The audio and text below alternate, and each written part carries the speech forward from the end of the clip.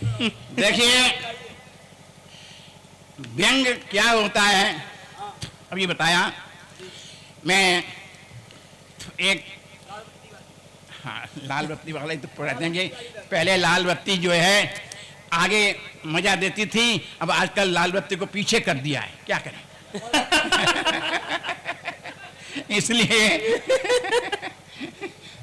तो पहले दादा लाल बत्ती को इसलिए पीछे कर दिया है कि पहले लाल बत्ती की जवानी थी, अब लाल बत्ती सीनियर कवियों में आ गई है तो पीछे आ गई। लाल बत्ती जब कभी भी कार में लग जाएगी, कार वह सरकार की VIP बन जाएगी। सत्य कहता लाल बत्ती हट गई यदि कार से तो जिंदगी की कार बस एक ठीकरा बन जाएगी। बाबा कि लाल बत्ती रोक सकती रफ्तार भ्रष्टाचार की, हिंसा गरीबी भुखमरी खुद आप ही रुक जाएगी, खुद आप ही रुक जाएगी। और लाल बत्ती सी लगे अब लाल देह हनुमान की, लाल बत्ती सी लगे और लाल देह हनुमान की, और लोह सोने की लंका क्षण में जल जाएगी। और ये मैं एक छोटा सा व्यंग आप लोगों के श्री चरण में अर्पित करता हूं। अभी कुत्ते के बारे में बहुत बातचीत हुई, कुत्ते के बारे में। तो हमारे देश के कुत्ते क्या कह रहे हैं?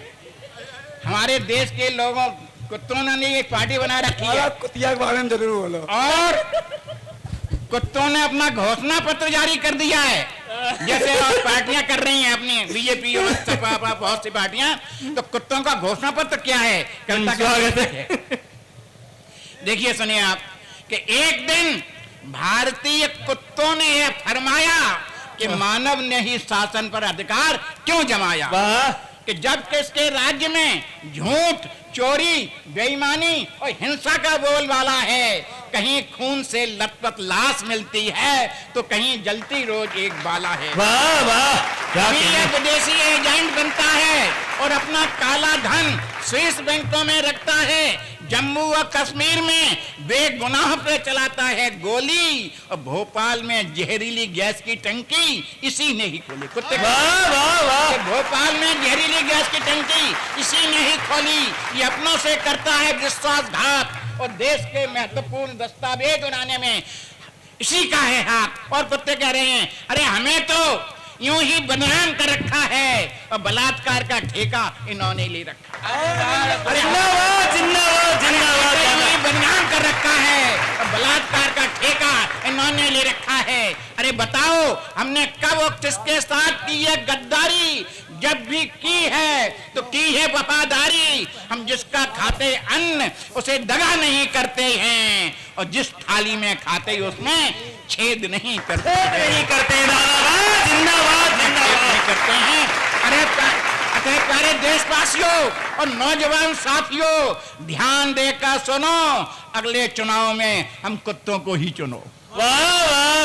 प्यारे देशवासियों नौजवान साथियों, ध्यान देकर सुनो, अगले चुनाव में हम कुत्तों को ही चुनो, क्योंकि हमें कार और बंगले नहीं चाहिए, अपनी कुत्तिया के लिए गहने भी नहीं चाहिए।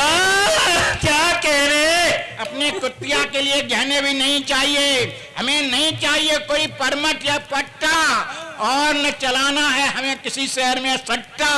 अरे हमें तो चाहिए सिर्फ वफादारी की 2 टूक रोटी, चाहे देश की खातिर मेरी नुच जाए बोटी बोटी बोटी बोटी। जिंदाबाद जिंदाबाद दादा जिंदाबाद। नुच जाए बोटी बोटी।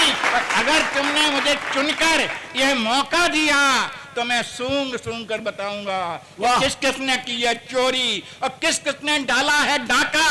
बंबई और कलकत्ता में कल किसने बम फेंका, और कौन है नेता गद्दार, इस धर्म का ठेकेदार जो मजहबी जज्बातों से खेलता है और जनता में सांप्रदायिकता का विष घोलता है। इस प्रकार जो भी मेरी पकड़ में आएगा उसे सरेआम चौराहे पर लटकाया जाएगा, और हम कुत्ते लोग उसे भौंक भौंक कर काटेंगे, उसके मांस को समाजवादी ढंग से बांटेंगे, और जो हड्डियां बचेंगी उनको घर पे भेजेंगे जहां हमारे बच्चे उनका रक्त चूसेंगे। जिंदाबाद। और लाल बत्ती जिंदाबाद। और इसी क्रम में मैंने सभी जानवरों को लिखा है। मैं तो जानवरों का कवि हूँ, सीधी सी बात है। नहीं, एक बात बता दें लाल बत्ती जी, आप जब जानवरों की भाषा समझते हो तो लिख सकते हो। अब जो आदमी जानवरों की भाषा नहीं समझता वो कहाँ लिखेगा? सबसे छोटा जीव जंतु जिससे आज दुनिया परेशान हो रही है, आप लोग भी कह रहे थे डेंगू हो रहा है, डेंगू हो रहा है, उस मच्छर की व्यथा क्या है? मच्छर को क्या परेशानी हो रही है? मच्छर को देखिए आप, मच्छर बेचारा रो रहा है। क्यों रो रहा है? देखिए कि एक दिन मैंने मच्छर से पूछा कि आदरणीय मच्छर जी, आजकल आप बहुत खुश नजर आते हो, पहले से ज्यादा मधुर संगीत गुनगुनाते हो, अब तो आपका स्टेमिना भी बहुत बढ़ गया है, लगता है तुम्हें मारने का सरकारी प्लान टल गया है। मच्छर बोला, लाल बत्ती जी, वह तो त्रेता युग था जब लोग सूक्ष्म तत्व का दर्शन करते थे, स्थूल होकर भी सूक्ष्म का बंधन करते थे, तभी तो हनुमान जी ने मच्छर रूप धारा था और लंका में प्रवेश कर रावण को मारा था। अरे अब तो हमने स्वयं को आत्मबल से सींचा है और आदमी के रक्त संबंधों से अपना हाथ खींचा है। आए है बाबा, बाबा रक्त संबंधों से अपना हाथ खींचा है। मैंने कहा मच्छर जी, आप तो बहुत महान हैं, भारतीय संस्कृति की पहचान है, साहित्य संगीत और विज्ञान है, सोने चांदी रत्नों की खान है। आप चाहे तो आदमी को नपुंसक बना सकते हैं, आप चाहे तो स्त्रियों का गर्भ गिरा सकते हैं, आप चाहे तो इंसान को मलेरिया का रोगी बना सकते हैं, आप चाहे तो मलेरिया का रोगी बना सकते हैं। और आजकल जो डेंगू चल रहा है, डेंगू, आप चाहें तो इंसान को डेंगू का भोगी बना सकते हैं। आए है मच्छर बोला, लाल बत्ती जी, हम बिल्कुल अकेले नहीं हैं और किसी गैर की दम पर फूले नहीं हैं, हमारे साथ हैं बड़े बड़े वीरप्पन और वीरांगना फूलन देवी, बिहार के सरताज लालू और उनकी ममता राबड़ी देवी।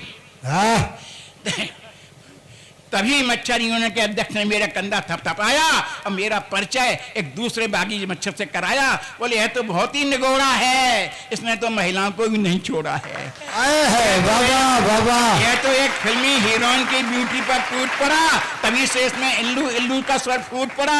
अब तो यह रात दिन डार्लिंग डार्लिंग पुकारता है, हम तो एक कमरे में बंद हो चाबी खोजा कर मधुर संगीत निकालता है और टीवी पर विज्ञापन देने की जिद थामता है और अंग प्रदर्शन करने में किसी की नहीं मानता है। इस पर मॉडलिंग का पूरा भूत सवार है, लगता है हीरोइन का खून बहुत असरदार है। आए है बाबा, ये हर रोज नई मच्छरनी को गले लगाता है, कंप्यूटराइज तरीके से प्यार करना सिखाता है। अरे अब तो उसका हाल बहुत ही गड़बड़ाया है, इस पर पड़ गई एड्स की काली छाया है। अंत में मच्छर बोला, कविता बहुत लंबी है, शॉर्ट कर दी मैंने।